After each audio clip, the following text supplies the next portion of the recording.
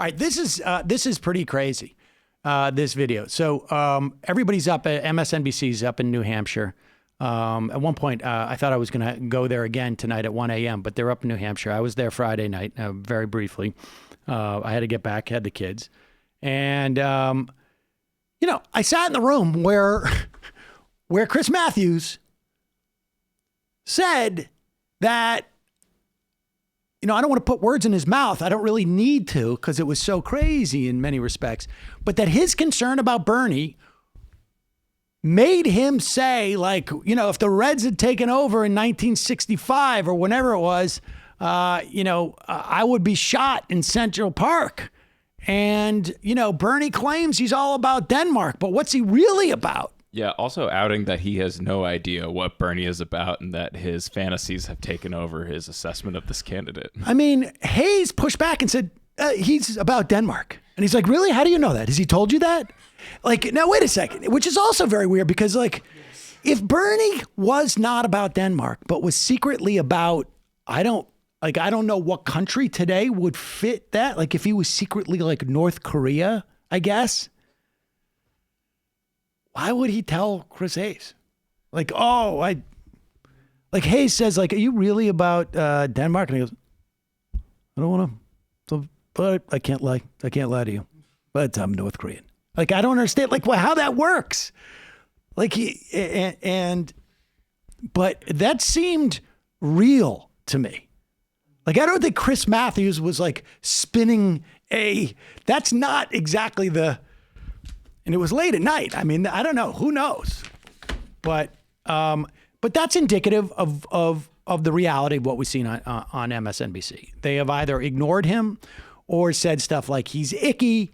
Like one, I can't remember who it was. One commentator said that at one point, and I got texted last night.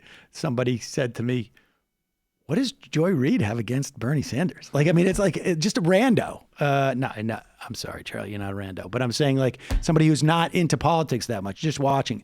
I've had multiple people tell me over the past 3 or 4 weeks, I can't even watch MSNBC because it's just it's crazy. And, I don't think you see this as much with the primetime lineup, but certainly dayside, total hostility. I mean, obvious hostility. I'm not speaking out of turn. This is not something that, only I know. This is not inside information, folks. I probably watch less than a lot of you, but it has permeated my consciousness of it. And here is Ari Melber, who's walking around a diner, and check this out. This is crazy. Who did you vote for?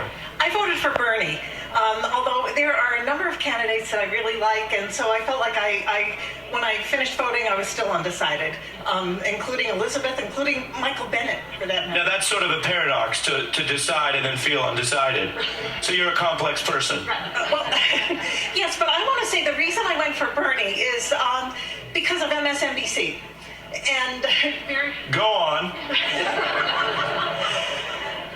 I think it is completely cynical to say that he's lost 50% of his vote from the last time when there were 2 candidates. Now there are multiple wonderful candidates who would be great presidents and people that I think that we can unify and get behind. But the kind of the stop Bernie cynicism that I heard from a number of people, I watch MSNBC constantly, so I heard that from a number of commentators, and so it made me angry enough. I said, okay, Bernie's got my vote. This is such an interesting point. What you're saying is, and we take criticism because we're journalists, right? We got to be open-minded. You're saying that hearing from people, whether it's guests, contributors, the conversations you've heard, that you felt were designed to tear down Senator Sanders or quote-unquote stop him, actually endeared him to you. Absolutely, absolutely. I could have chosen several candidates, but that's what pushed me over the edge for Bernie. That's really interesting, and thank you for sharing it. See, I knew you were complex. Yeah, I mean, I don't endorse voting for somebody to spite a TV network. It just doesn't make sense to me, but I know, but I spend my every day talking about politics and getting into it. And so, it's understandable that a lot of voters who are just like, I don't know, but I'm going to choose the one that I think is not getting a fair deal. I think what's more relevant about that is just that, like, people can see this. It's like you have this is not a Bernie bro complaint. Here you have someone who's like talking about what somebody that she was pulling, Michael Bennett. See Michael Bennett? She could have voted for Michael Bennett. There's not another DSA Michael Bennett that. Yeah, exactly. And that's really stunning. Now, I will tell you this. People should understand this.